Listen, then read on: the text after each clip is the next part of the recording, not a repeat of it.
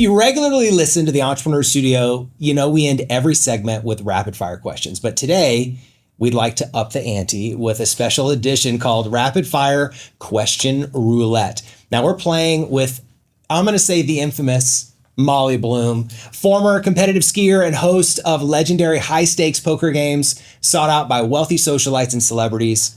Molly went on to publish a book, pitch her story to Hollywood screenwriters, and start a podcast about the heat of competition in the Olympics. And her story is truly inspiring. Here's how the game works.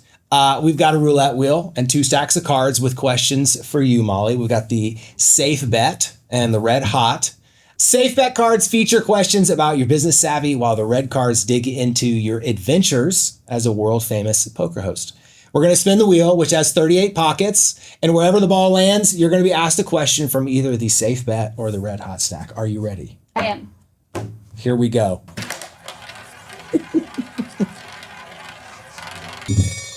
Red hot.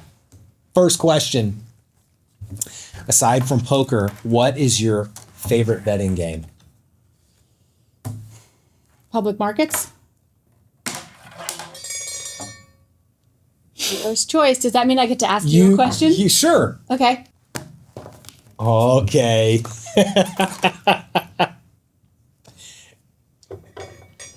Oh, these are all my quotes? Okay.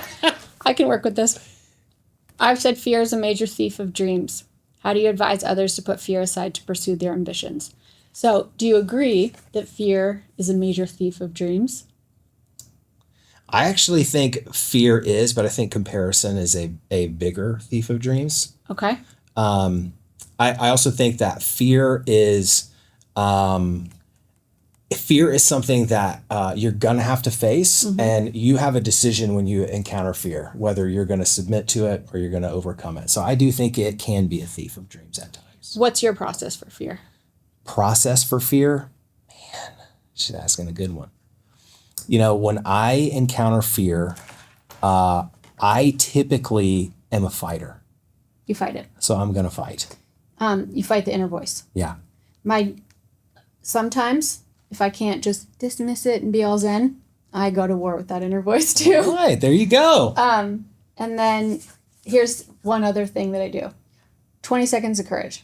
So you're afraid of something, right? You're afraid to send that email. You're afraid to raise your hand. You're afraid to drop your armor. All it takes is 20 seconds of courage. Then you're in the game and you're going to rise to the occasion. So if you do it in these little bite-sized amounts, then you have a better chance of doing it than, because what the mind does is like go straight to the most catastrophic result. And you can just be like, okay, I can have 20 seconds of courage right now. I think you're doing a really good job. Oh, another black Is that card. 11? Black 11? Yeah. Okay. All right. You've said, how did that end up on the top? Well, I guess we're really supposed We're to not dig asking in. the fear question again. Exclusivity was a large part of the success he had in the poker games. How can business owners apply the principle of exclusivity in their business? Okay, so in the poker games, here's the hierarchy. Billionaires at the bottom, celebrities in the middle, athletes. Woo! Athletes would walk in the room and it would feel like a Justin Bieber concert with a bunch of tweens. Wow. And so I started to realize if I invest money in getting some professional athletes to the game, then for the rest of my life, I get to be the game that A-Rod played in or whatever, And so I would pay for their buy-ins. I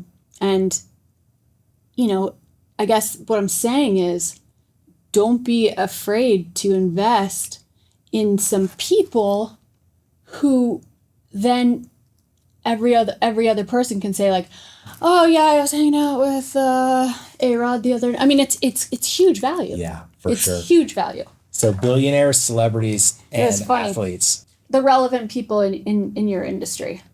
And then if you can't get to them, get to the people that run their charity. Get to find out who their assistants are. Find out what they care about. offer to put X amount of hours into their charity or whatever if they can just, be a part of what you're doing or give you some advice. I think it's just about getting like hyper creative and having no ego. Because I remember when my whole life I cared so much what people thought, right? And then I failed spectacularly in front of the world in a way that was like, everyone was like, oh, well, she's done. And I had this moment of like, I'm free. Mm-hmm. I'm liberated. I don't have to play the game for these people anymore. They're not expecting anything from me, and I don't care. So like when I was going and trying to get a meeting with Aaron Sorkin, people would be like, sorry, honey, he's not going to write the movie about the poker princess. Or, sorry, honey, your book sold 10 copies. And my old self would be like, okay, I guess that's that. But when you drop the ego and just find some humor in it, and you keep going. That's the resilience that comes with hardship. Right. For sure. Because otherwise, if you're so afraid of failing and you're not failing, you're in this tight little box where you're like, I can't do anything to ruin this reputation, you know? I like that. Now I'm free. I'm free. Ooh, it's another black card.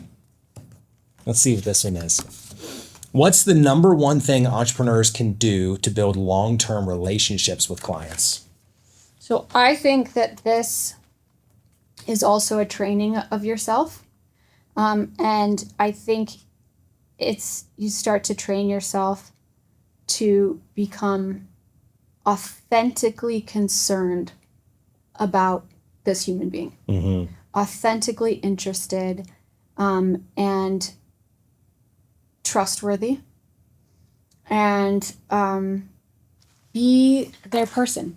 Be the person that they can call and just vent to, and you can start to learn the language to make them feel safe or make them feel special, but not in an inauthentic way. And so I think, like, for me, I remember when I said to my mom, I just had this experience, and oh my God, there's so many things I can get from these people and so many things I can get from this game. And she's like, that's how everybody thinks about these people. Why don't you think about what you can give? Oh, man.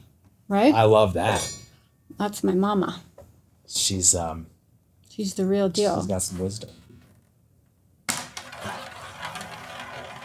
It's black again. Here we go. What 3 things are most important when building a brand? Understanding your audience. Really understanding your audience.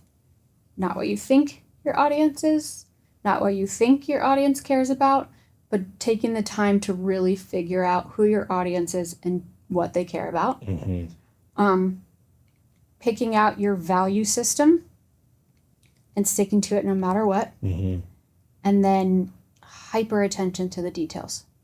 And to stay in hyper attention to the details consistently, all the time, never get complacent. And, the world is moving really fast right now. Things are changing so rapidly. So making sure that either you or someone at your company is studying new technologies, new ways of doing things, to make sure that you aren't getting left behind or missing opportunities. Let's see if we can get a red.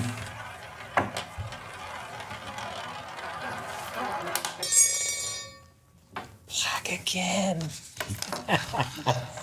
How do you balance discipline and passion in your work? So discipline is something that I learned when I was very young. My dad called it constructive suffering. I know you're suffering doing your calculus homework, Molly, but it's so constructive. But it really is. It's finding a way to be okay being uncomfortable. Passion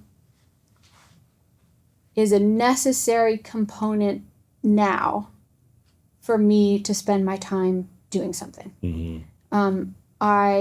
want to make impact. I want to solve problems. I want to make money while I'm doing it, but I no longer just have passion for money or just have passion to, feel like the world thinks I'm somebody. Yeah. I moved back to Colorado after the movie came out. I chose a life where I can be just real and authentic. And what I really want to do is I want to be a part of the solution. I know what the structure is. It's community, but I don't know if it's just going to be for women, for moms, or for parents. Because I think those three groups need resources, really good information, and community. Yeah. Big time. So true. So true. All right, if this doesn't land on red. Green! Final question. What is something that money can't buy? A lot. It can't buy self-esteem. It can't buy dignity. It can't buy real love. It can't buy happiness. And it can't buy me anymore. Damn. I love it. Well, what's your price? What's the She's like, let's talk numbers. No, super good. Hey, thanks for coming to the studio. It was awesome doing this it was really question fun. roulette with you.